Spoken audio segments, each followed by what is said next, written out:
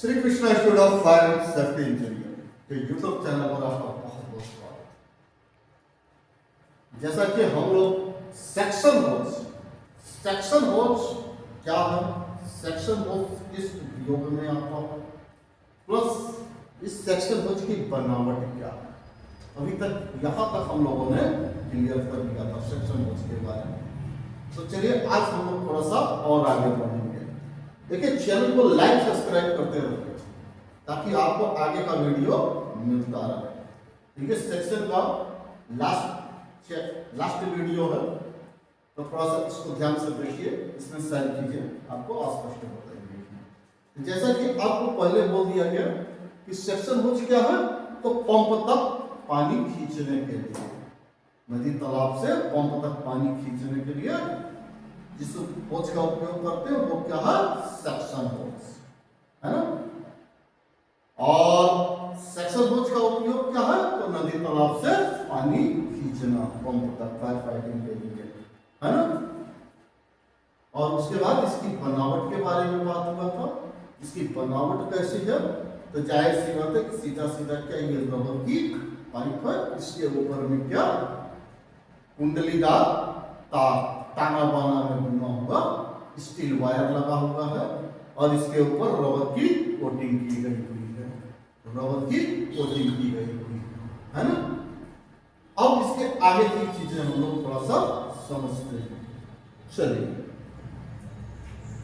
तो यहां पर बात आती है कि सेक्शन होल्स की लंबाई, यानी सेक्शन होल्स की लंबाई क्या होती है ना।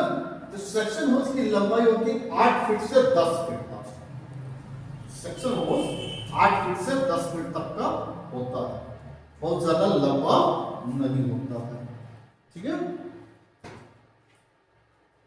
अब बात करते हैं कि सेक्शन होल्स का डाया यानी व्यास क्या। तो देखिए व्यास के अनुसार, डाया के अनुसार सेक्शन होल्स को 3 भागों में बांटा गया है, यानी 3 प्रकार का इनका डाया होता है। तो पहला क्या है, तो पहला होता है 75 mm के सेक्शन होल्स, 75 mm का सेक्शन होल्स। तो 75 mm के सेक्शन होल्स का उपयोग क्या है, तो इस सेक्शन होल्स का उपयोग पोर्टेबल पंप या टेलर पंप में किया जाता है। 75 mm के सेक्शन होल्स का उपयोग टेलर पंप में किया जाता है या पोर्टेबल पंप में किया जाता है। ठीक है, इनका भी काम वही है, नदी तालाब से पानी खींचना, लेकिन जाहिर सी बात है कंप्रेसर, इनका डाया कम है तो कंप्रेसर से पानी खींचेंगे, है ना। उसके बाद दूसरा जो है डाया के अनुसार सेक्शन होल्स, दूसरा डाया के अनुसार सेक्शन होल्स होता है 100 mm के सेक्शन होल्स। इसका उपयोग इस अक्सर पूछा जाता है कि 100 mm के सेक्शन होल्स का उपयोग क्या है, तो क्या है, इस सेक्शन होल्स का उपयोग फायर टेंडर के लिए किया जाता है। यानी जो हमारा फायर वाली गाड़ी है, उस फायर वाली गाड़ी के संग हम लोग अपना ये 100 mm का सेक्शन होल्स रखते हैं। ठीक है, उसके बाद तीसरा होता है 150 mm के सेक्शन होल्स, 150 mm का सेक्शन होल्स। तो इस सेक्शन होल्स का उपयोग फोम जनरेटर में किया जाता है, फोम जनरेटर में किया जाता है, यानी फोम से काम करने के लिए, तेल की आग बुझाने के लिए जाए वहां पर 150 mm के सेक्शन होल्स का उपयोग करते हैं।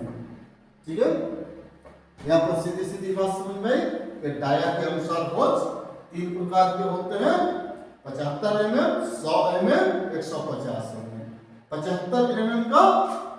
75 mm के सेक्शन होल्स पोर्टेबल पंप में, 100 mm का फायर टेंडर में, 150 mm का फोम जनरेटर में।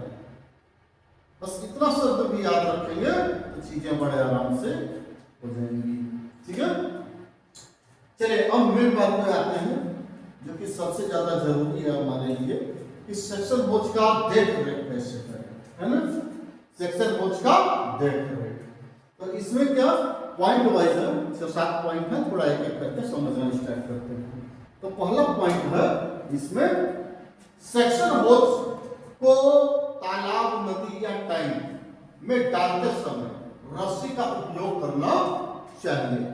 जैसा कि ड्रिल वगैरह में आप लोग देखते हैं कि नंबर 5 क्या करता है, सेक्शन में रस्सी दोनों बांध करके नदी तालाब के किनारे खड़ा होता है। तो जाहिर सी बात है कि सेक्शन में रस्सी बांध करके ही नदी तालाब के अंदर डालना चाहिए, ठीक ना। दूसरा पॉइंट इसमें कहता है कि सेक्शन होज में रस्सी का उपयोग इसलिए किया जाता है कि वह टैंक, कुआं, नदी या तालाब में न गिरे और होज मिट्टी में न बढ़े। जाहिर सी बात है कि होता क्या है कि वो हिस्सा जो पानी में डूबा होता है, सेक्शन का वो हिस्सा जो पानी में डूबा होता है, उसमें स्टेनर लगा होता है आगे के साइड।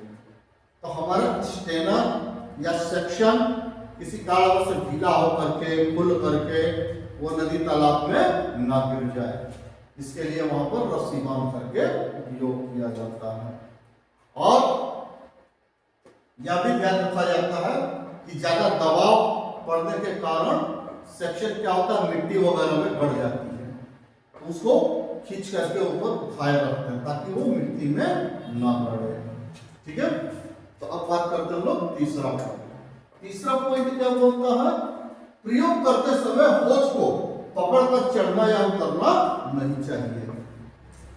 यह बहुत ज्यादा प्रॉब्लम होता है साइड पर, जब नदी तालाब से पानी खींचने लगते हैं तो ये बहुत ज्यादा प्रॉब्लम होने लगता है कि फायरमैन क्या करते हैं, सेक्शन को ही पकड़ करके उसी का सहारा लेकर के ऊपर चढ़ना उतरना, नदी में उतरना, नदी से बाहर निकलना, वो सेक्शन का ही प्रयोग करके चढ़ते उतरते हैं।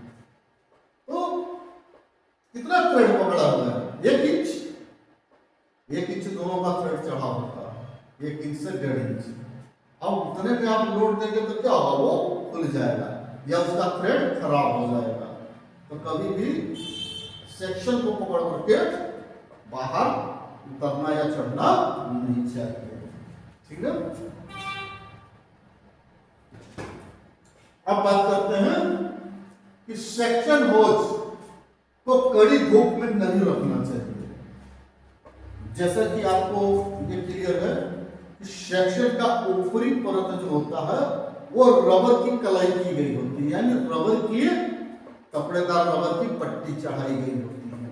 तो ये क्या होता है, धूप में धीरे धीरे फटने लगते हैं, इसमें पूरा सूखापन आ जाता है, तो ये फट करके पूरी तरह से सेक्शन खराब होने लगता है।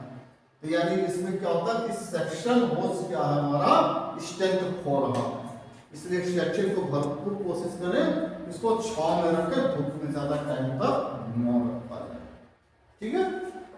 चलिए अगले पॉइंट की बात करते हैं।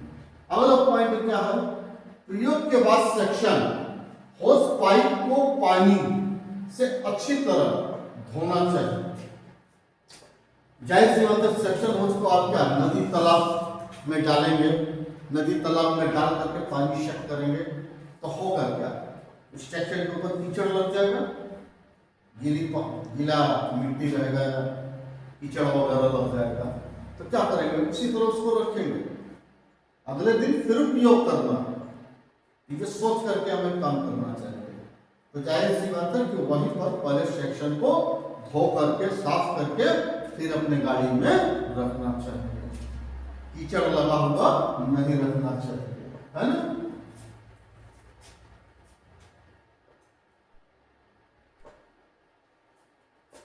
उसके बाद अगला पॉइंट बोलता है कि सेक्शन होज पाइप के कपलिंग की चूड़ियां व कपलिंग के वाशर की जांच करनी चाहिए, खराब हो तो उसे बदल देना चाहिए।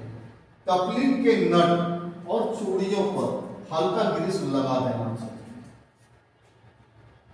मेन चीज इसकी जो कपलिंग होती है, सेक्शन होज की जो कपलिंग होती है, मेल कपलिंग और फीमेल कपलिंग। मेल कपलिंग के ऊपर आप देखेंगे ऊपर से राउंड थ्रेडेड, और फीमेल कपलिंग अंदर से राउंड थ्रेडेड। ये जो थ्रेड फीमेल कपलिंग के अंदर ऐसे हाथ डाल करके आप देखेंगे तो अंदर में भी एक रबर का वाशर होगा।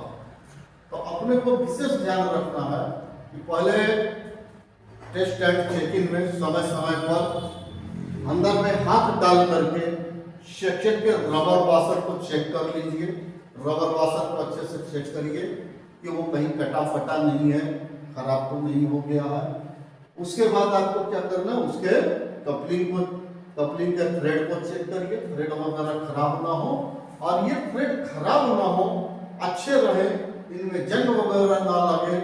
इसके लिए हमें चाहिए कि हल्का सा ग्रीस उसके ऊपर लगा देना चाहिए।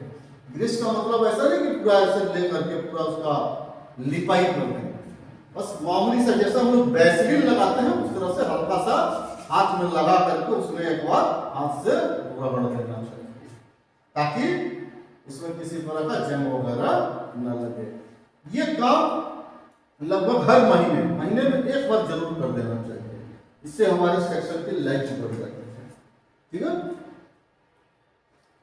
चलिए अगले पॉइंट पे बात करते हैं। सेक्शन होज पाइप की कपलिंग को घसीटना या पटकना नहीं चाहिए, इससे इसकी चूड़ियां खराब हो जाती हैं। देखिए सेक्शन को अगर रगड़ के ले जाएंगे तो इसके थ्रेड पे चोट लगेगी, थ्रेड खराब हो जाएगा। सेक्शन को पटकेंगे तब भी इसके थ्रेड खराब हो जाएंगे। अगर एक बार थ्रेड खराब हो गया तो आप दोनों कपलिंग को चढ़ा नहीं सकते हैं, वो लीकेज होने लगेगा। एयर प्राइमिंग के बारे में जानते ना, जैसे कि प्राइमिंग वगैरह फिर नहीं कर सकेंगे उस सेक्शन से, पानी नदी तालाब से कभी नहीं शक कर सकेंगे। तो इस चीज पे हमेशा ध्यान रखना है। चलिए अगला पॉइंट क्या बोलता है, सेक्शन के व्यास वाशर को चेक करते रहना चाहिए, क्योंकि कटने फटने पर बदला जा सके, है ना। तो व्यास वाशर उसी अंदर के वाशर को, फीमेल कपलिंग के अंदर के वाशर को कह रहा है, इसको ढंग से चेक करिए। अगर ये खराब हो गए हो तो इनको बदल दीजिए। तो उसके अंदर सेक्शन फीमेल कपलिंग के अंदर हाथ डाल करके आप ऐसा अंगुली घुमाएंगे तो आपको अपने आप महसूस हो जाएगा कि ये कट फट गए हैं या टूट गए हैं। अगर कट फट गए हैं तो उनको बाहर निकाल लीजिए और उसमें नया वाशर डाल करके उसको कंप्लीट कर दीजिए। तो ये काम आपको सेक्शन से रिलेटेड करते रहना, सेक्शन को हमेशा चेक करते रहना है, सेक्शन का हमेशा देखभाल करते रहना है। ठीक है, तो बस इतना ही। मैं